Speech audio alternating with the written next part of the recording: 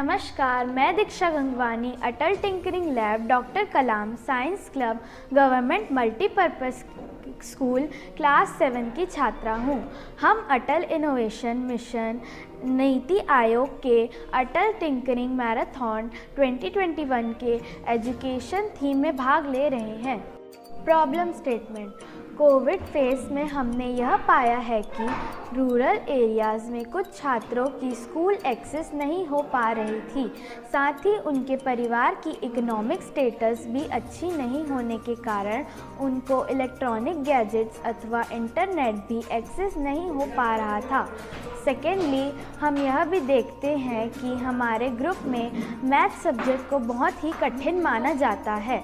अतः इन्हीं समस्याओं को ध्यान में रखते हुए हमने एक प्रोजेक्ट मैथ्स इज़ फन बनाया है, जो बिना स्कूल गैजेट्स और इंटरनेट के एक्सेस के बिना मैथ्स के कंसेप्ट को क्लियर करने में सक्षम है। Our working plan. हमने एजुकेशनलिस्ट प्रोफेसर से कंसल्ट किया। हमने घुमंतू बच्चों को कांटेक्ट किया, उनको राशन प्रदान किया और उनकी समस्याएं जानी।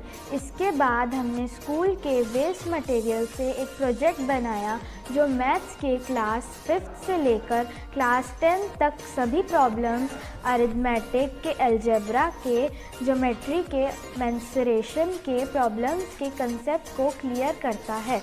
इसके बाद हमने टीचर्स को समझाया। हमारे ATL इंचार्ज के इन्हीं सॉल्यूशन को लेकर टीचिंग वीडियो बनाया जो आपके समझ प्रस्तुत हैं।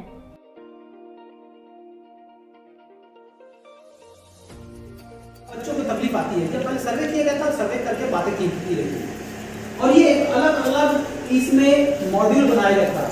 ये मॉड्यूल वो जियो बोर्ड है और ये मॉड्यूल जो है एक अलग अलग चीज़ों के बारे में है जो कि हम बातें करते हैं। ये जो जियो बोर्ड है ये क्लास प्राइमरी इनिशियल क्लासेस से लेकर के हम 11th तक हम इसमें बहुत सारे प्रॉब्लम्स को हम डील करते हैं। आइए एक छोटे छोटे इनिशियल स्टेजेस से हम अपनी बातों को स्टार्ट करते हैं और आगे बढ़ते हैं। सभी को याद होगा इंडियन एजुकेशन कमीशन ने 1964 या 67 का था, उन्होंने क्या कहा था? उन्होंने कहा था कि जो चीज़ हम सुनते हैं हम भूल ही जाएंगे, जो चीज़ हम देखते हैं शायद याद रहे, और लेकिन जो चीज़ हम करते हैं वो हम भूल नहीं सकते हैं। ये 1964-66 का इंडियन एजुकेशन कमीशन का रिपोर्ट है। इसी से प्रेरित होकर हमने आगे बढ़ा और एक सर्वे किया। इस सर्वे में यह पाया गया कि गणित को आजकल लोग बोझिल के रूप में लेते हैं और ये बोझिल विषय माना गया है। शिक्षक एक लेक्चर मेथड के द्वारा अपना काम पूरा कर लेता है और बच्चे भी परीक्षा के दृष्टिकोण से रट लेते हैं और रटने के बाद अपना काम खत्म कर देते हैं। लेकिन इस चक्कर में गणित छात्रों को अपना विषय नहीं बन सका, वो केवल एग्ज़ाम का पर्पज़ से काम करते हैं। तो गणित छात्रों का अपना विषय बने और गणित को लोग एंजॉय करें। इस एंजॉयमेंट के लिए हमने गणित को मैथमेटिकल बोर्ड जियो बोर्ड को हमने एक परिभाषा दी है ताकि बच्चे खेल खेल में गणित को देखें, चाहे वो अर्थमेटिक प्रोग्रेशन हो, चाहे ज्योमेट्री की भाग हो, चाहे किसी अन्य भाग हो। ये जो बोर्ड है इसे हम अलजेब्रा, अर्थमेटिक, ज्योमेट्री, मेंसुरेशन, बहुत सारे विंग को हम देख सकते हैं। कक्षा 5वीं, कक्षा 6वीं, कक्षा 7वीं, कक्षा 8वीं, कक्षा 9वीं, कक्षा 10वीं और कक्षा 11वीं को हम डील कर सकते हैं। अब हम सबसे पहले इनिशियल क्लासेस में जाते हैं, सबसे छोटे क्लासेस में जाते हैं। कक्षा 5वीं में जो है वो सब बताया जाता है कि फिगर्स के बारे में बताया जाता है, शेप्स के बारे में बताया जाता है। अब हम बच्चे को बोलेंगे कि ये जियो बोर्ड केवल रबड़ और कील के द्वारा ऑपरेट होता है और शेप्स के बारे में बताया जाता है।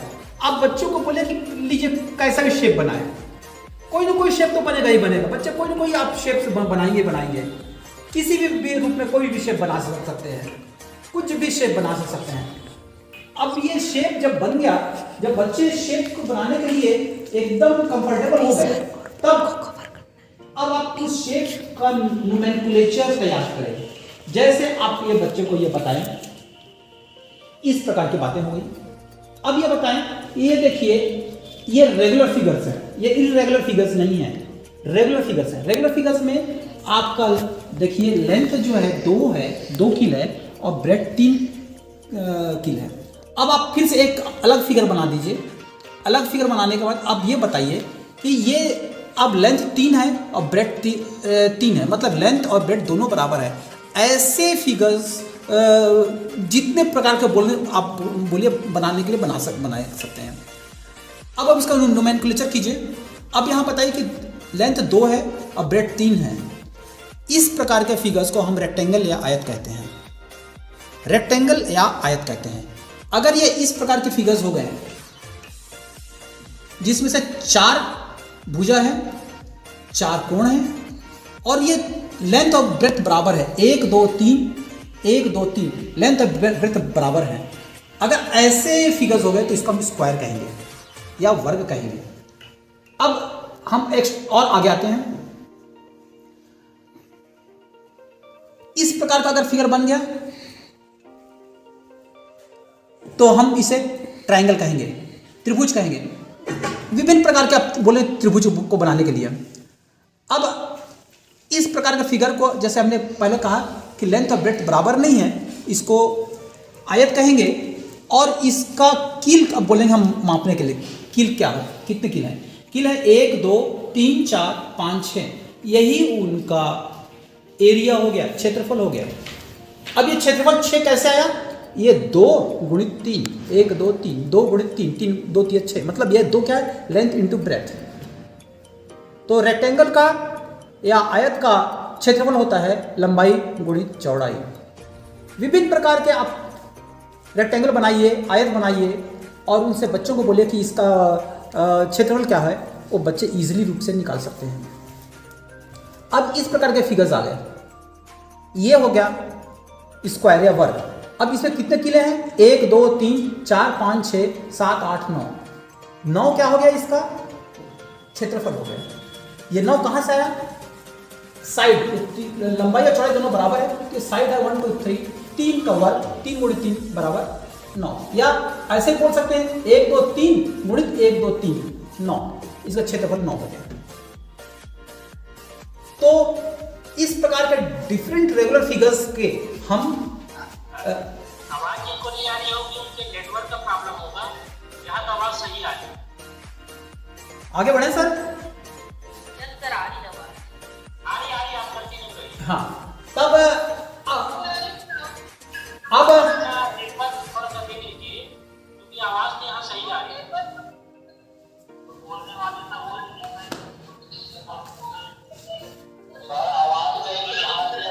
देखिए, जिसको आवाज नहीं आ रही होगी, जिसको क्यों नहीं मिल रहा होगा, नेटवर्क प्रॉब्लम को मैं कैसे ठीक कर सकता हूँ? धनंजय पांडे जी दूसरे जगह से दे रहे हैं। देखिए मेरी बात समझ लीजिए, धनंजय पांडे जी मेरी संस्था से कार्यक्रम नहीं दे रहे, बाहर से दे रहे। मुझे इंटरप्ट किया जाए सब आवाज कंटिन्यू करिए। जी लोग सुन पा रहे हैं, ठीक है, क्योंकि ये तो अभी हम लोगों ने स्क्वायर और रेक्टेंगल का कॉन्सेप्ट देखा। अब अगले कॉन्सेप्ट में, चूंकि स्क्वायर में वर्ग में आपको चारों भुजाएं बराबर होती हैं, तो हम स्क्वायर के लिए एक रबड़ का प्रयोग करेंगे। और रेक्टेंगल में चूंकि लंबाई या चौड़ाई बराबर नहीं होती है, तो हम अलग अलग रबड़ों का प्रयोग करेंगे। ये एक छोटा सा हमको बात को ध्यान रखना। चलिए अब हम देखते हैं। मैंने लाल रबड़ लिया, लाल रबड़ में मैंने ग्रीन रबड़ को पहले इनिशियल रूप से जोड़ दिया। इसको पहले हटा देते हैं हम। लाल रबड़ में ग्रीन रबड़ को मैंने जोड़ दिया। लाल को मैं कहता हूं A और ग्रीन को कहता हूं मैं B। मैंने क्या किया है, A में B को मैंने जोड़ दिया है, A में मैंने B को जोड़ दिया। इसी तरह वर्टिकल में मैंने लाल को A में ग्रीन जोड़ दिया, मतलब A को B से जोड़ दिया। अब ये चूंकि 1 2 3 4 ये वर्ग है, तो यहाँ भी A प्लस बी आ रहा है, यहाँ भी A प्लस बी आ रहा है, मतलब इस फिगर का पूरा क्षेत्रफल होगा A plus B whole square. अब देखिए ये A है तो ये भी A है, ये भी A है, ये B है, ये B है, ये भी B है, ये A है, ये A है तो ये भी A है, ये B है, ये B है तो ये भी B है। अब हमको देखिए 4 बॉक्स मिलता है, ये एक ही बॉक्स है यानी ये वर्ग होगा, A का वर्ग। ये एक ही बॉक्स है यानी ये B का वर्ग है, चूंकि ये B है, B का वर्ग है। ये जो है ये रेक्टेंगल है, अलग अलग कलर के भुजाएं हैं, यानी ये इसका क्षेत्रफल होगा लंबाई गुणा चौड़ाई मतलब AB। ये अलग अलग रेक्टेंगल है, ये अलग अलग भुजाएं हैं मतलब इसका भी होगा AB। इस तरह हम देखते हैं कि हमको ये 4 बॉक्स मिली, ये 4 बॉक्स मिली। ये 4 बॉक्स में पहला है A², ये है B², ये है AB। इन चारों को अगर हम जोड़ दें तो मिलता है हमको A² + 2AB + B² यानी A + B का होल स्क्वायर। तो पहला concept A + B whole square, इसको हम मेंसुरेशन के तरीके से या क्षेत्रफल के तरीके से हमने इसको आगे बढ़ाया और हम इसको एक प्रूफ किया। नेक्स्ट हम करते हैं, अगर इसी में हम एक अलग से +C जोड़ दें, ये +C एक अलग रबड़ जो है C को हम माप करें और C को हम जोड़ दें, और इधर भी जब हम इधर जोड़े A + B + C तो इधर भी हम जोड़ देते हैं A + B + C। अब ये भी C आ जाएगा, ये भी C आ जाएगा, ये भी C आ जाएगा, ये भी C आ जाएगा, ये भी C आ जाएगा। तो हमको इस प्रकार का फिगर्स हमको मिलेंगे, इस प्रकार के फिगर्स मिलेंगे। ये हमने C जोड़ दिया, ये C जोड़ दिया, ये पूरे C हो गए और ये पूरे C हो गए, तो ये हमको फिगर मिलेगा। और हमारे पास 9 बॉक्सेस हो गए, 1 2 3 4 5 6 7 8 9। ये हो गया A + B + C, ये भी हो गया आपको A + B + C, यानी इसका मान हो गया आपका A + B + C whole square.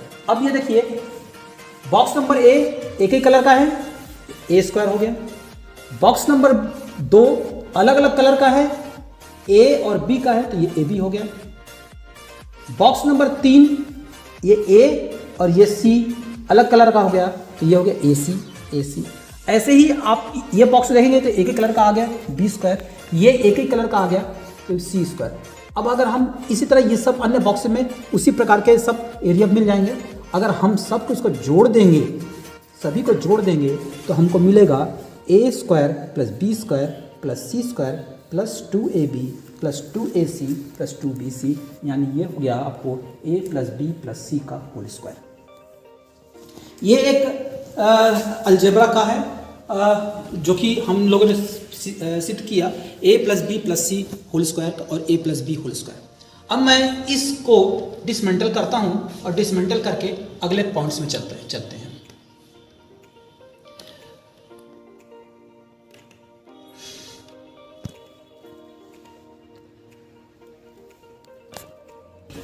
एक मैं फिगर लेता हूं, मान लिया कोई से भी मैंने किए कर दिया 4, और ऊपर में मैंने इस प्रकार का कोई मैंने एक फिगर ड्रॉ और इसको मैंने एक रेक्टेंगल बना दिया, ये रेक्टेंगल बना दिया। अब ये इस रेक्टेंगल को मैं, ये बेस है 90 डिग्री का है, राइट एंगल ट्रायंगल हो गया, तो ये जो बेस है, बेस को ध्यान में रखते हुए मैं स्क्वायर करता हूं। मतलब यहां कितना 1 2 3 4 रबड़ है, 4 किले हैं, तो मैं 4 नीचे 1 2 3 4 किलो को ही लेकर के मैं इसको एक स्क्वायर बनाता हूं। इसके बाद यहां 1 2 3 किले हैं तो मैं इसका भी एक स्क्वायर बनाता हूं, ये स्क्वायर बन गया। 1 2 3 है तो 1 2 3 ये स्क्वायर हो गया। अब मैं इसको ऐड करता हूँ, इनके बीच में पूरे किलो को मैं ऐड करता हूँ। 1 2 3 4 5 6 7 8 9 10 11 12 13 14 15 16 17 18 19 20 21 22 23 24 तक वर्ग है और आधार का वर्ग है, इसको जोड़ दिया तो 25 आ गया। अब मैं क्या करता हूँ, इस स्केल से इसको मेजर करता हूँ, इसको थोड़े से दिखाओ, ये मैंने मेजर किया। अब इसी को मैं ये यहां पर मैं लगा देता हूं, इसको देखो मैं इसको लगा देता हूँ, मतलब ये यहाँ से यहाँ तक की आए, और मैं इसको कील को फंसा देता हूँ। अब मैं इसको भी 1 2 3 4 5 है, इसका भी मैं स्क्वायर बना देता हूँ। 1 2 3 4 5, ये मैंने स्क्वायर बना दिया। कितना है? 1 2 3 4 5 6 7 8 9 10 11 12 13 14 15 16 17 18 19 20 21 22 23 24 25 25 है। मतलब इसके लंब का वर्ग और आधार का वर्ग 25 था, यही इसके कर्ण का वर्ग 25 आ गया। यही तो पाइथागोरस थ्योरम है, यही तो बोधमान प्रमेय है, जो कि बच्चों को खेल खेल में हमने इस कठिन चीज़ों को हमने इसको बताया। अगला हम चलते हैं अगली एक्टिविटीज पर।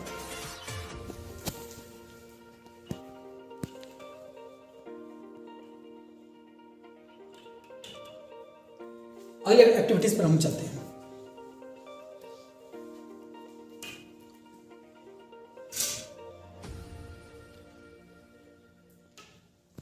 मैं एक ये ट्रायंगल बना रहा हूं,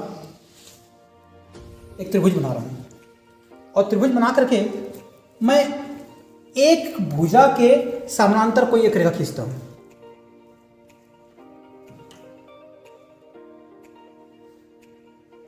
मैंने क्या किया, एक त्रिभुज बनाया, इस भुजा के समांतर एक रेखा खींचा। अब मैं करता हूं कि इस भुजा को अनुपात क्या होगा, जहां से काट रहा है अनुपात क्या होगा, 1 2 3 4 5, 1 2 3 4 5। इधर देखें 1 2 3 4 5, 1 2 3 4 5, मतलब दोनों भुजा को समान अनुपात में काटा गया है। इसको मैं फिर से एक अलग कर देता हूं। अब फिर से मैं दोनों भुजा का अनुपात देखता हूं, तो क्या मिलेगा, 1 2 3 4 5 6 7, 7 बटे 1 2 3। यहाँ भी देखता हूँ 1 2 3 4 5 6 7 बटे 1 2 3, समान अनुपात में दोनों भुजाओं को काटा जा रहा है। यही तो थेल्स का प्रमेय है। थेल्स का प्रमेय क्या है कि किसी एक त्रिभुज के किसी एक भुजा के समानांतर खींची गई रेखा अन्य दो भुजाओं को समान अनुपात में विभक्त करती है। If a line is drawn in a triangle, if a line is drawn parallel to one side, it divides the other two sides in the same ratio. यही तो थेल्स थ्योरम है, और यही थेल्स थ्योरम हमने prove किया। अगले हम activities पर चलते हैं।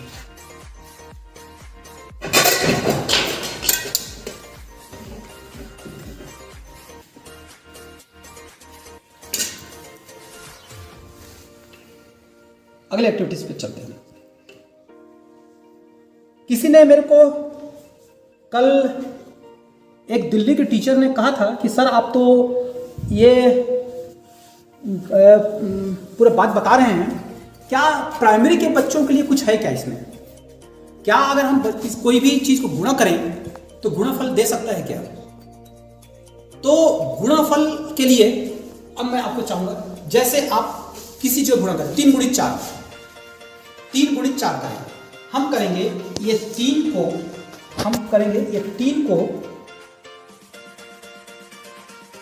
4 से गुणा कर देंगे, मतलब यहां से 3 और ये 4, ये 3 और ये 4, 3 को 4 से गुणा कर रहे हैं। कितना किया रहे हैं, 1 2 3 4 5 6 7 8 9 10 11 12, 3 गुणित 4 बराबर 12।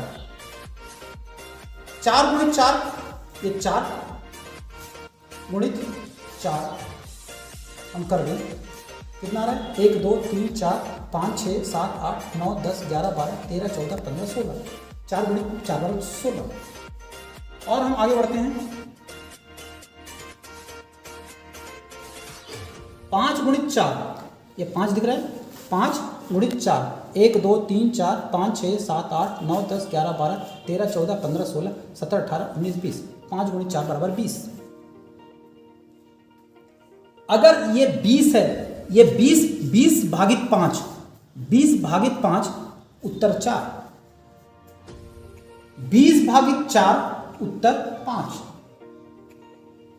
24। अब इसको हम और करते हैं, आगे बढ़ाते हैं, 25, 1 2 3 4 5 6 7 8 9 10 11 12 13 14 15 16 17 18 19 20 21 22 23 24 25, 25 भागित 5 उत्तर 5,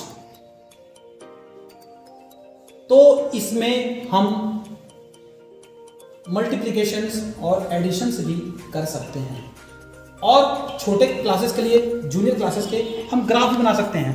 कोई भी अगर पॉइंट है, इसको हम 0 पॉइंट मान लें और 3 या 4 करना है, पॉइंट कोऑर्डिनेट लेना 3 और 4, 1 2 3, 1 2 3 और 4, 1 2 3 4, ये यहाँ पर कोऑर्डिनेट आएगा जो हम कोऑर्डिनेट ग्राफ में ड्रॉ करते हैं।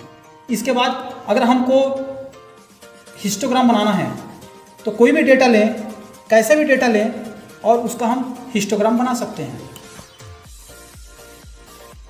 दंडालेख,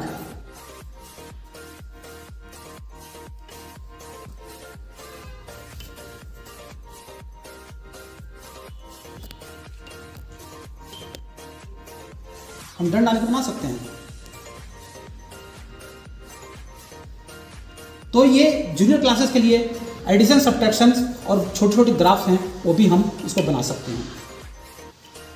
नेक्स्ट एक्टिविटीज, हम अगले एक्टिविटीज पर चल रहे हैं। अगली एक्टिविटीज के लिए एक छोटा सा हम फिर से एक डायग्राम हमको इंस्टॉल करते हैं।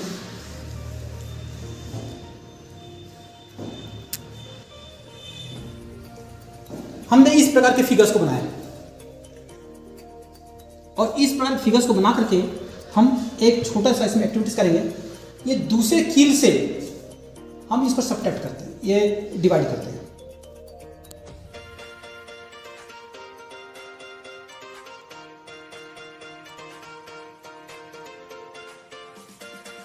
हम दूसरे एक्टिविटीज, दूसरे कील से इसको डिवाइड करते हैं।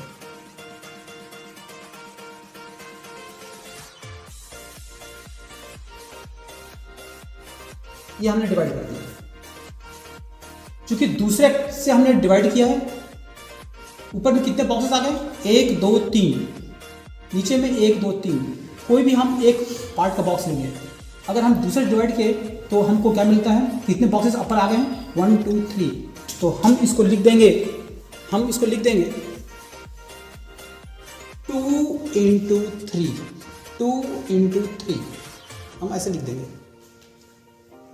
इसी को हम थोड़ा एक्सपेंड करते हैं, इसी को हम एक्सपेंड करते हैं।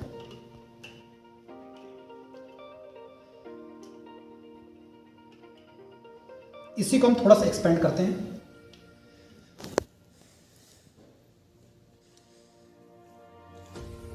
हमने एक्सपेंड कर दिया। फिर से वही सेकंड से हमने पॉइंट किया। सेकंड से पॉइंट करने के बाद हम अब देखते हैं ऊपर कितने बॉक्सेस आ गए, 1 2 3 4 5 6, 1 2 3 4 5 6। मतलब दूसरे किले से चले हैं, कितने बॉक्सेस बन रहे हैं, 1 2 3 4 5 6। हम कर दिए। दूसरे किले से चले और ये 6 बॉक्सेस बना। एक और हम पैटर्न्स लेते हैं, एक अगला पैटर्न्स लेते हैं।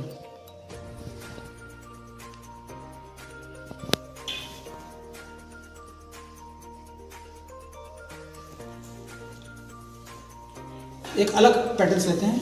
ये पैटर्न्स फिर से दूसरे कील से चला, अब कितने बॉक्स आ गए, 1 2 3 4 5 6 7 8 9 10, 10 बॉक्स हो गए। दूसरे से चले और ये 10 बॉक्स हो गए। इसको हम लिख दिए 2 × 10।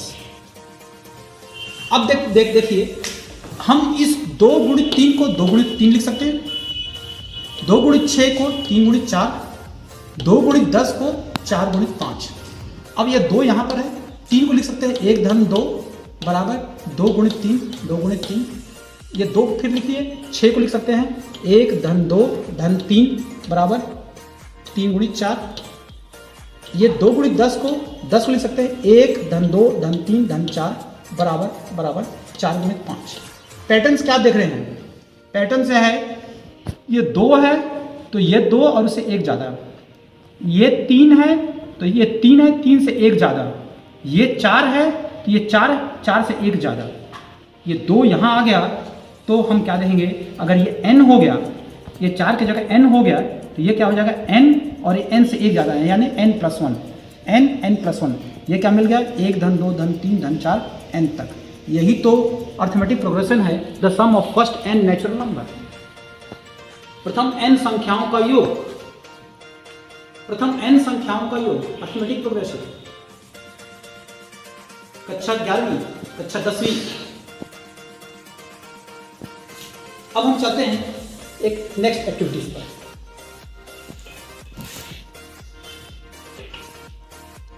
अब हम चलते हैं एक नेक्स्ट एक्टिविटीज पर।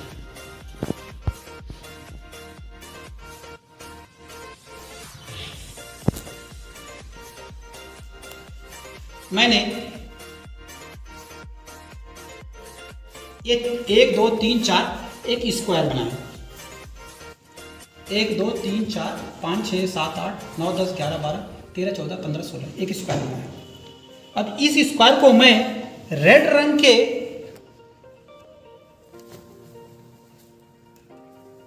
एक बाइफर्केशन करता हूं।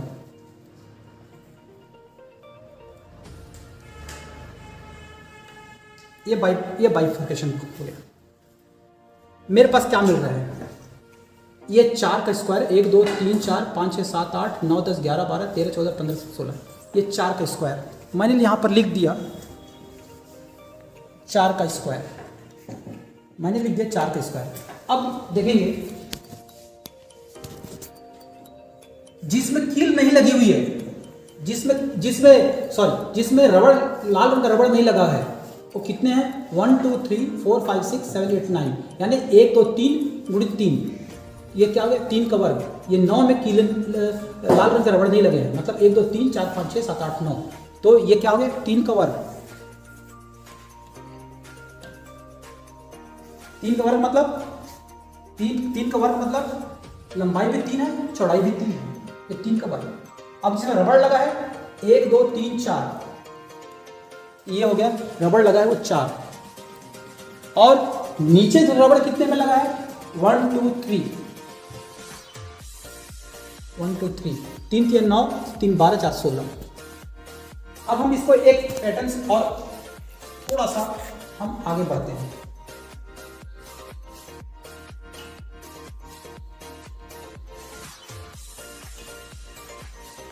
एक पैटर्न और आगे बढ़ते हैं और इस पैटर्न को फिर से हम ऑब्जर्व करते हैं।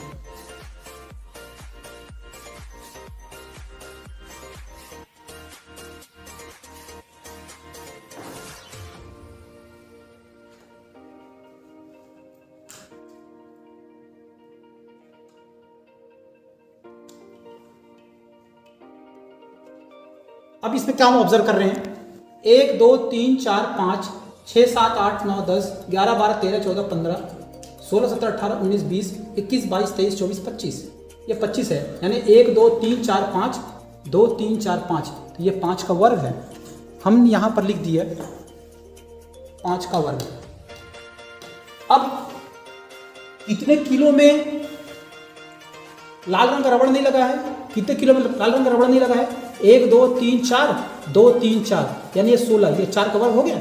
1 2 3 4 ये लेंथ है, 2 3 4 ब्रेड्थ है, तो 4 का वर्ग में रबड़ नहीं लगा है, 4 में रबड़ नहीं लगा है। प्लस लाल रंग का रबड़ नीचे कितना लगा है? 1 2 3 4, हमने लिख दिया प्लस 4, और रबड़ जो लगा है, जो रबड़ लगा क्या है? 1 2 3 4 5, हमने लिख दिया 5। पैटर्न्स क्या वॉच कर रहे हैं? 5 का वर्ग है तो उसे 1 का वर्ग, 1 कम है उसका वर्ग, प्लस फिर 1 कम 4, फिर ये 5 है तो ये 5 है। 4 का वर्ग है तो इसे 1 कम का वर्ग, फिर ये संख्या और ये जो संख्या है यहाँ पर आ गई। तो ये पैटर्न्स क्या वॉच कर रहे हैं? अगर ये n का वर्ग है, ये n का वर्ग है, तो ये क्या होगा? 1 कम n-1 का वर्ग, प्लस फिर ये 1 कम यानी n-1, और ये फिर क्या हो गया? n। तो एक हमारे पास क्या मिल गया? n स्क्वायर बराबर n-1 का square plus n-1 plus n। एक एल्जेब्रिक आपके पास वेरिफिकेशन आ गया। हाँ कोई सर आवाज, कोई क्वेश्चन करना चाह रहे हैं सर? हाँ, ये एक हमारा एल्जेब्रिक वेरिफिकेशन हो गया, एक सूत्र आ गया। तो इससे हम विभिन्न प्रकार के कई चीजें हम बता सकते हैं। क्योंकि मेरे को जैन साहब ने केवल 1 घंटा का समय दिया गया है, तो मेरी व्यवस्था है कि मैं 1 घंटे के अंदर में अपने प्रेजेंटेशन को ख़त्म करूं। तो इससे हम कई चीज़ बना सकते हैं जो कि हमारे एक एज्यूम्शंस हैं, उस एज्यूम्शंस के ऊपर। अब हम चलते हैं सेकंड पार्ट। सेकंड पार्ट में मैंने एक काम किया, छोटा सा काम किया।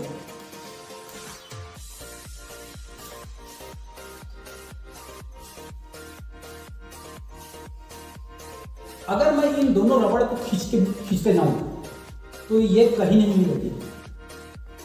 एक क्राइटेरिया। दूसरा, पहले पॉइंट से लेके अंतिम पॉइंट तक देखें तो डिस्टेंस बराबर है। यानी ये कॉन्सेप्ट है पैरेलल लाइंस का। पैरेलल लाइंस का क्या कॉन्सेप्ट है हुआ कि समांतर का क्या कॉन्सेप्ट हुआ कि दोनों कहीं मिलेंगे नहीं और दोनों के बीच के हर जगह की जो दूरी है वो क्या होगी, बराबर होगी। तो कह सकता हूं मैं इस रेखा के पैरेलल ये रेखा है। अब मैं एक और रेखा खींचता हूं।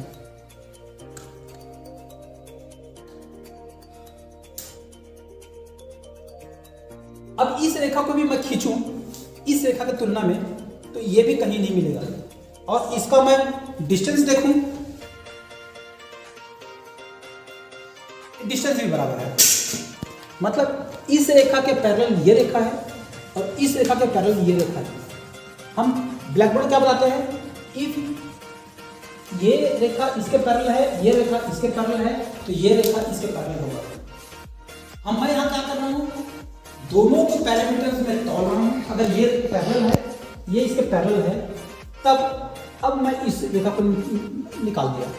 क्या ये दो रेखा मिलेंगे, ये भी नहीं मिलेंगे। इसलिए अब दोनों के बीच का अगर मैं डिस्टेंस निकालूं तो दोनों के बीच का डिस्टेंस पहले पॉइंट और लास्ट पॉइंट में भी एक ही है। इसका मतलब क्या हुआ कि ये जो रेखा है इसके भी पैरेलल होंगे। अब कंक्लूजन में क्या है, अगर ये पैरेलल इसके है, ये पैरेलल इसके है तो ये पैरेलल भी इसके होगा। ये एक फिजिकल डेमोन्स्ट्रेशन के रूप में हमने इसकी बातें की है। अब नेक्स्ट पॉइंट चलता है। अब इन दो रेखाओं को हमने एक ट्रांसवर्सल, ये दो रेखाओं को पैरेलल लाइंस को मैंने एक ट्रांसवर्सल खींच दिया।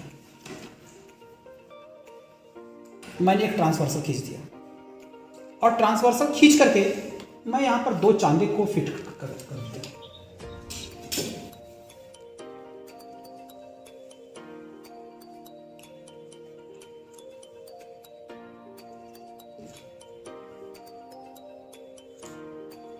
ये दो आपको खींच दिया। अब ये देखेंगे हमारे पास 8 कोण मिल गए। 1 2 3 4 5 6 7 8 कोण मिल गए।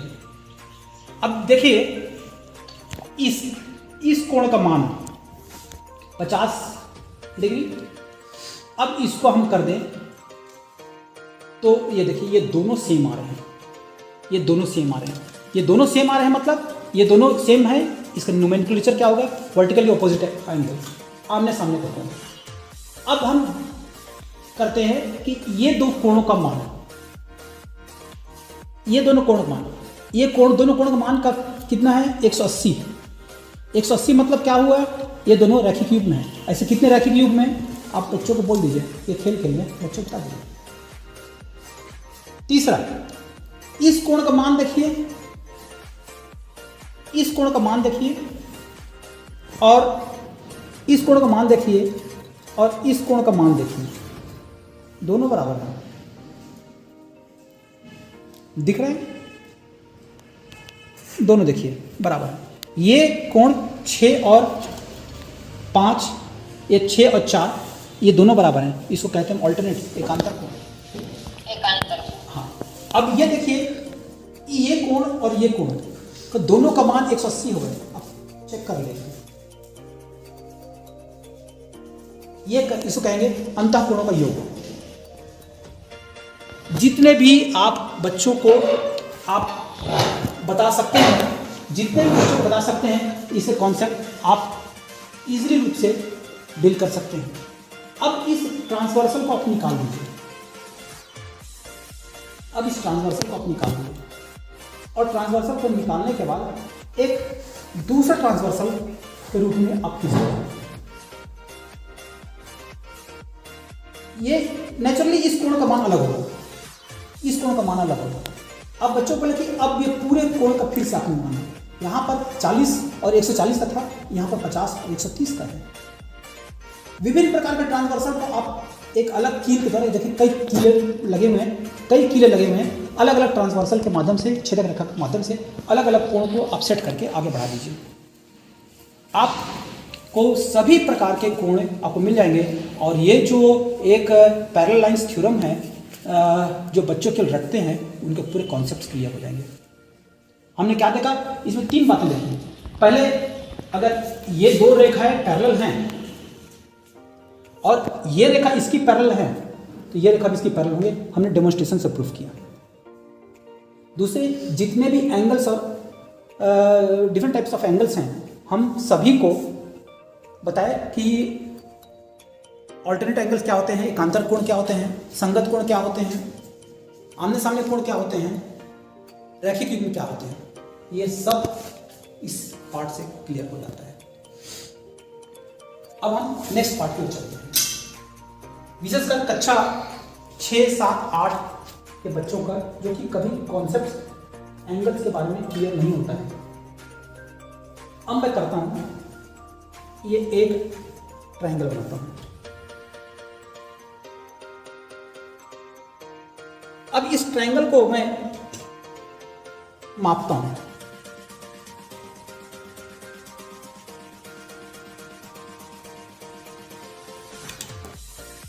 दो साइड बराबर है,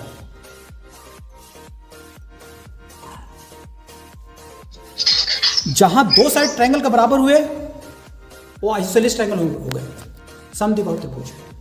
अब अगर हम इसको, इसके कोण मापें,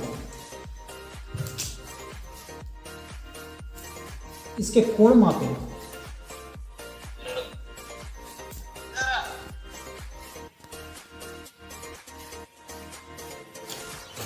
तो पहला कॉन्सेप्ट ये देखिए, कोण मापें। तो पहला कॉन्सेप्ट, इन तीनों कोणों का योग 180 अंश होता है। इन तीनों कोणों का योग 180 अंश होता है, पहला कॉन्सेप्ट। दूसरा कॉन्सेप्ट है, ये भुजा और ये भुजा दोनों बराबर हैं, तो इनके सामने वाले कोण, ये कोण और ये कोण देखिए बराबर है, ये कोण बराबर नहीं है। ये दोनों कोण बराबर हैं और ये कोण बराबर नहीं है। आप चेक कर सकते हैं। पहला हो गया आइसोसेलेस ट्रायंगल, यस, समद्विबाहु त्रिभुज। अब हम देखते हैं नेक्स्ट, ये हो गया समकोण, 90 डिग्री है, ये हो गया समकोण। अगर इसको त्रिभुज बना दें तो ये हो गया समकोण त्रिभुज। अब हम इसका माप करें, फिर से तीनों हम एंगल में हम चांदा रख दें, फिर से हम तीनों त्रिभुज में अगर हम चांदा रख दें और बोलें कि ये तो 90 अंश कोण है, इन दोनों कोणों को मापिए। क्या ये न्यून कोण है, 90 अंश से कम न्यून कोण है? हाँ, अनिल साहू सर हमारे पास आ गए हैं। सर जी, क्या ये दोनों न्यून कोण दिख रहे हैं? यह दोनों न्यून कोण दिख रहे हैं? यस सर, 90 से कम। 90 से कम है, यानी अगर एक त्रिभुज में एक समकोण है तो बाकी 2 कोण न्यून कोण ही होंगे। एक अलग कॉन्सेप्ट। अब हम एक अलग कॉन्सेप्ट और निकालते हैं।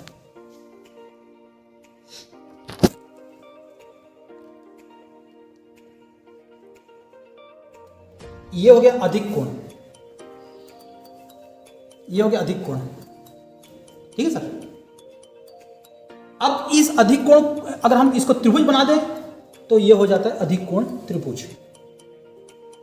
फिर से वही चीज, अगर ये अधिक कोण त्रिभुज है तो बाकी दोनों जो कोण होंगे वो चेक कर लें, फिर से न्यून कोण होंगे। फिर से देखिए न्यून कोण होंगे। क्लियर? अब नेक्स्ट कॉन्सेप्ट में पहुंचते हैं।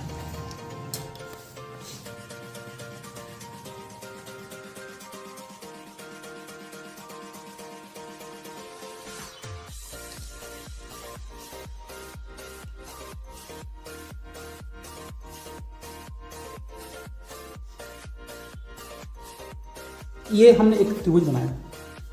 साहू सर, ये तीनों भुजा मापिए, सही बराबर है कि अलग अलग है? तीनों भुजा को मापिए।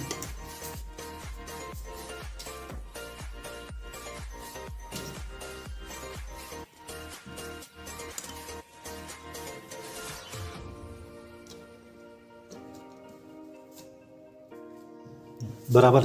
तीनों भुजा बराबर हैं। अब इनके तीनों कोण मापिए सर, इनके तीनों कोण मापिए। ये पहले दो कोण में मापिए।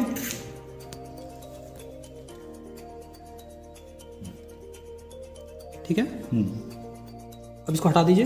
अब ये कोण में मापिए, ये तो है ही। हाँ,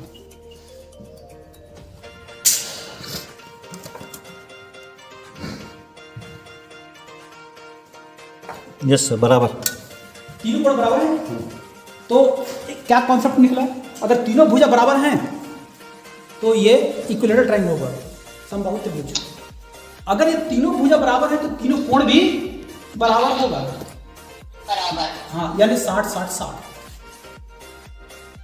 ये एक अलग कॉन्सेप्ट हुआ। तो इस भाग से हम कई कॉन्सेप्ट से बता सकते हैं, साइड्स और एंगल दोनों को लेकर के, ट्रायंगल्स के, कि वो अगर हम साइड के रूप में लें तो वो स्केलर ट्रायंगल होगा, विषम बाहु होगा, समबाहु होगा या समद्विबाहु होगा। अगर हम एंगल्स को लें तो राइट एंगल ट्रायंगल होगा, एक्यूट एंगल ट्रायंगल होगा या ऑब्ट्यूज एंगल ट्रायंगल होगा। हम सभी के हम कॉन्सेप्ट्स को बता सकते हैं। अब एक अलग कॉन्सेप्ट,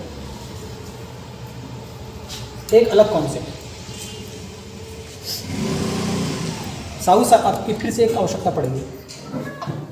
साहू सर, फिर से आपकी आवश्यकता पड़ेगी।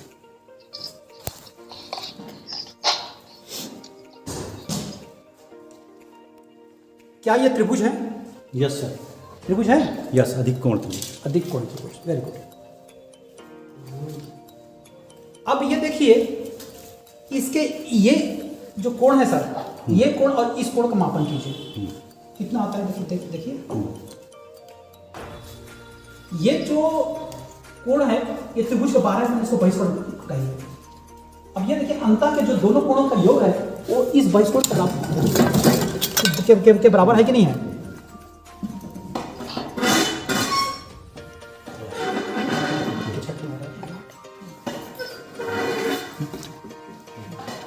हाँ, अब देखिए आप, अब ये छोड़िए, ये देखिए, ये जो बहिष्कोण है इन दोनों कोणों के योग के बराबर हो रहा है कि नहीं हो रहा है? पहले चेक कीजिए। यस, मैं चेक करूँगा।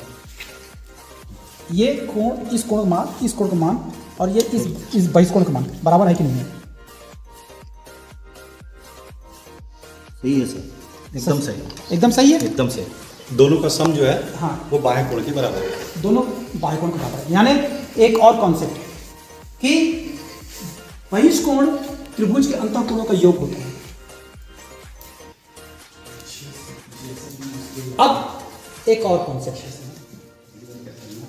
हाँ सर जी, अब इसमें सबसे बड़ी कोण कौन सा है बताएंगे आप? सबसे बड़ी कोण सर इन सर्किल में ये है। ये, अच्छा, ये तो सामने वाली भुजा कौन सी होगी जी? ये तो सामने वाली भुजा कौन है? सामने की भुजा ये है सर। अब इसका मापन करेंगे, तीनों भुजा मापन करेंगे, कौन सी भुजा सबसे बड़ी है?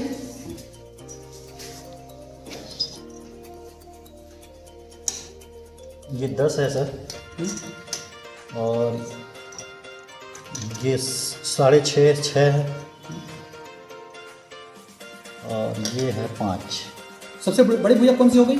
सबसे बड़ी भुजा 10 है। यानी सबसे बड़े कोण के सामने वाली भुजा बड़ी है। एकदम सही। बड़े कोण की भुजा, बड़े कोण के सामने वाली भुजा सबसे बड़ी है।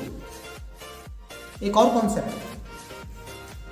तो इस प्रकार से आप एंगल्स और ट्रायंगल्स के जितने भी आपको कॉन्सेप्ट्स हैं बच्चों को खेल खेल में ही बता सकते हैं। अब हम चलते हैं नेक्स्ट कॉन्सेप्ट। अब हम इसको यहाँ पर ड्रॉप करते हैं इस साइड से, कारण कि केवल 10 मिनट का टाइम और बचा हुआ है, तो इसी में हमको पूरा फुल करना है।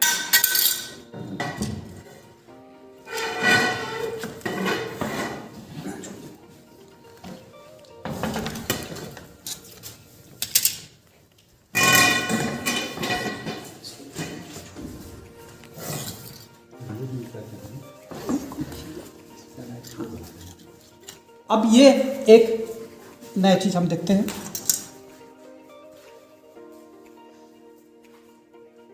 ये पीछे के साइड है जो अभी हमने बात किया, इसका पीछे के साइड से।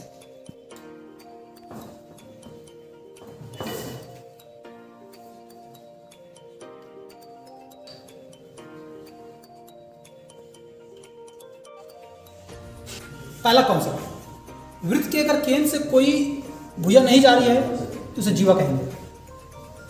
अगर वृत्त के केंद्र से अगर कोई भुजा जा रही है तो उसे डायमीटर कहेंगे, व्यास कहेंगे। वृत्त के अगर केंद्र से परिधि के कोई भी अगर बिंदु पर रेखा खींच रहे हैं उसे रेडियस कहेंगे, त्रिज्या कहेंगे। विभिन्न प्रकार की चीजें हम बता सकते हैं। अब नेक्स्ट कॉन्सेप्ट, अब मैंने किया है यहां से एक रबड़ डाल दिया। अब रबड़ को डालने के बाद हाँ, कोई बताएगा कि ये कितने अंश का कोण बन रहा है?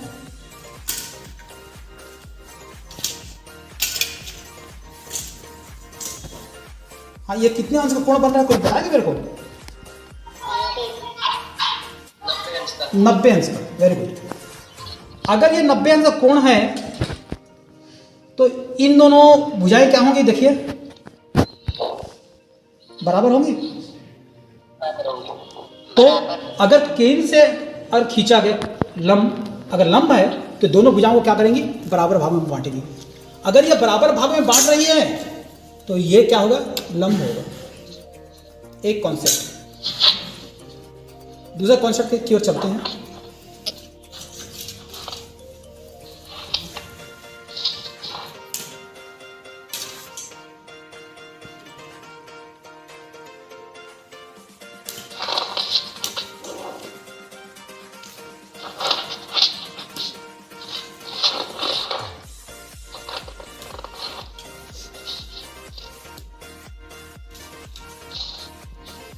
हाँ साहु सर, फिर से आपका काम।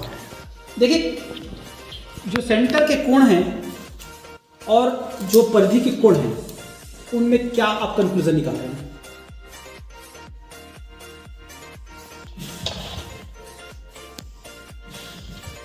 और परिधि के कोण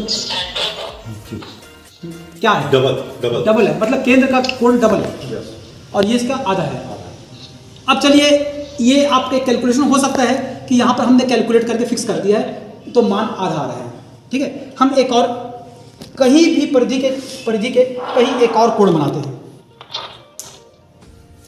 परिधि के कहीं भी एक अलग से एक और कोण बनाते हैं।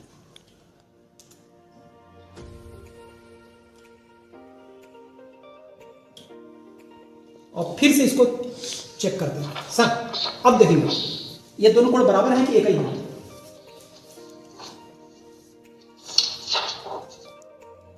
बराबर है सर, बराबर है, मतलब ये कोण बराबर है इसके, दोनों। इसका मतलब ये भी इसके आधा है। Yes, confirm. ये भी हम मान के चलते हैं कि एक फिक्स हो सकता है, कैलकुलेशन फिक्स हो सकता है। हम एक और कोण बनाते हैं।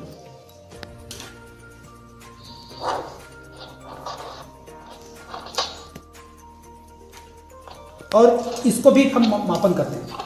हाँ साहू सर, फिर से आप फिर देंगे। अब इस कोण के बारे में बताइए।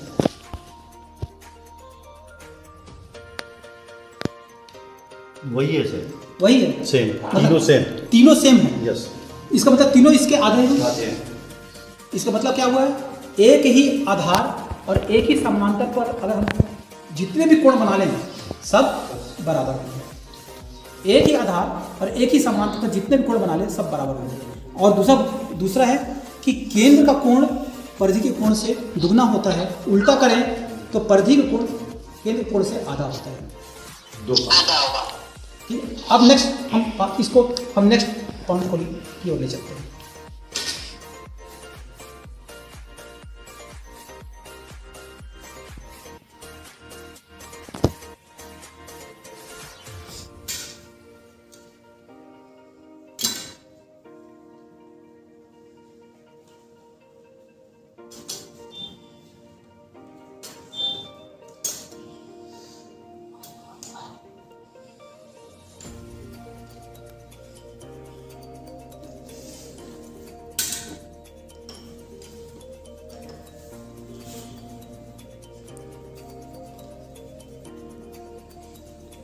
हाँ साहू सर, ये 90 का कोण है 180। हाँ 180 कोण है। हाँ अब चलिए, अब मैं इस पर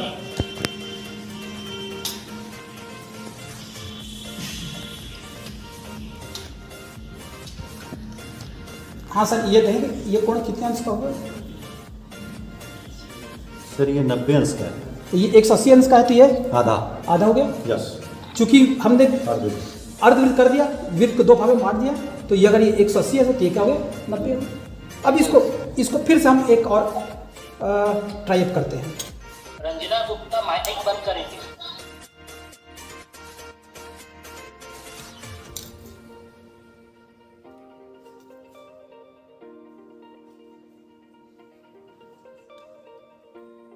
हाँ सर, अब इस कोण के बारे में बताइए। सर ये भी 90 अंश है। ये भी 90 अंश का है, ये भी 90 अंश का है, और ये भी 90 अंश का है। वही कॉन्सेप्ट आ रहा है यहाँ पर फिर से वही कॉन्सेप्ट आ रहा है जी। एक और हम लेते हैं।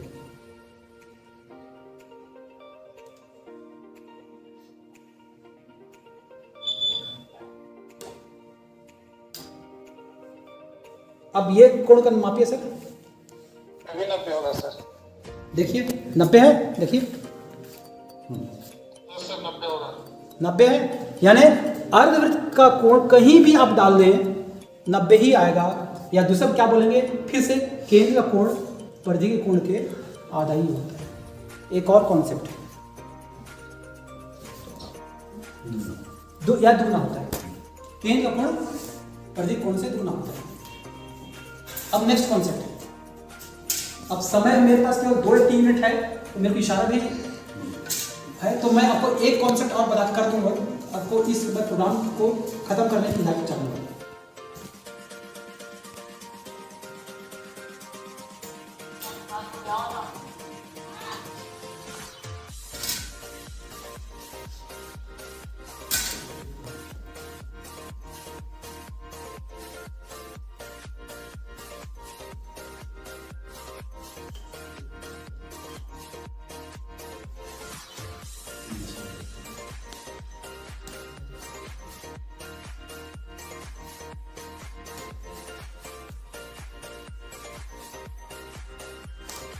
अब सर एक और पॉइंट अब हम करते हैं। सर ये देखेंगे चारों कोणों का योग कितना हो रहा है सर।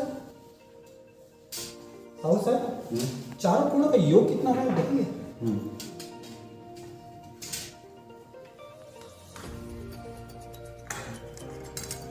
जी जी। ये चार 110,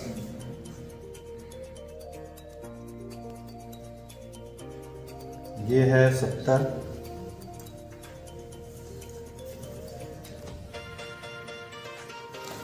ये है 60 और ये है 60। चारों का योग कितना हो रहा है 360 हो रहा है। Yes confirm. यस। तो एक वृत्त के अंदर का ये क्वाड्रेटर हो गया, यानी इसे कहेंगे चक्रीय चतुर्भुज। चक्रीय चतुर्भुज के सभी कोणों का योग कितना हो रहा है 360। अब सर ये देखेंगे इन दोनों आमने सामने कोणों का योग कितना हो रहा है।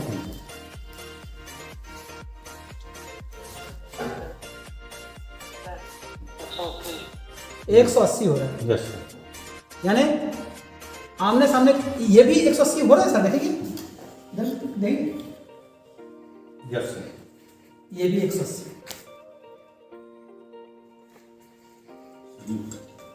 सम्मुख कोण।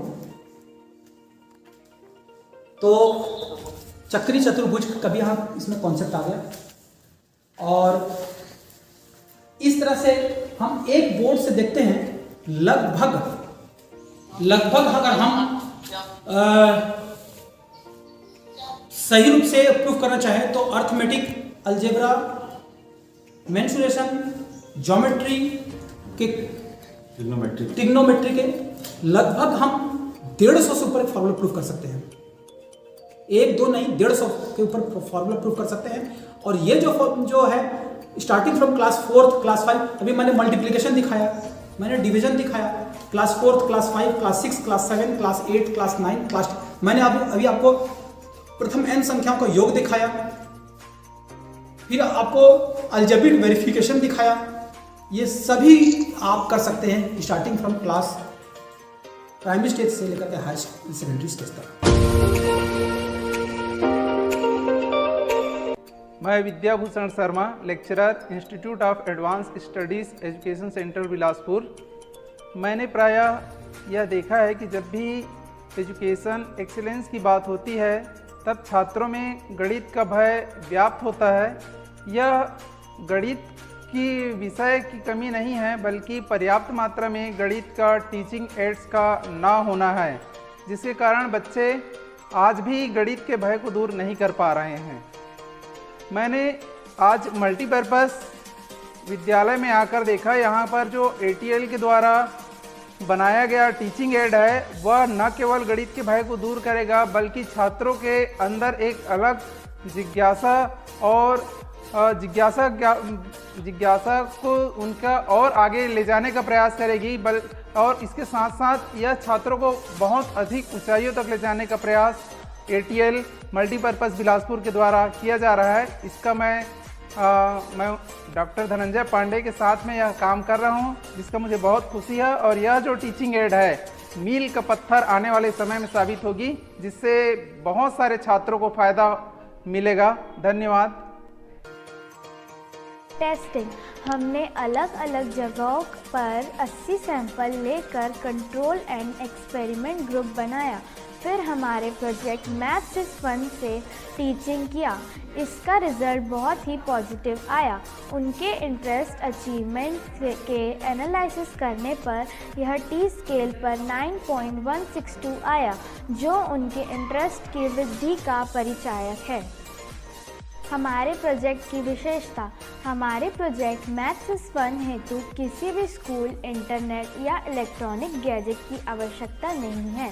हम गांव के यूथ को 1 वीक का ट्रेनिंग देकर इन घुमंतु बच्चों को मैथ्स का कॉन्सेप्ट क्लियर करेंगे। चूँकि यह वेस्ट मटेरियल से बना है, अतः ये ज़ीरो कॉस्ट की क्राइटेरिया में है और इसको बनाना बेहद आसान है।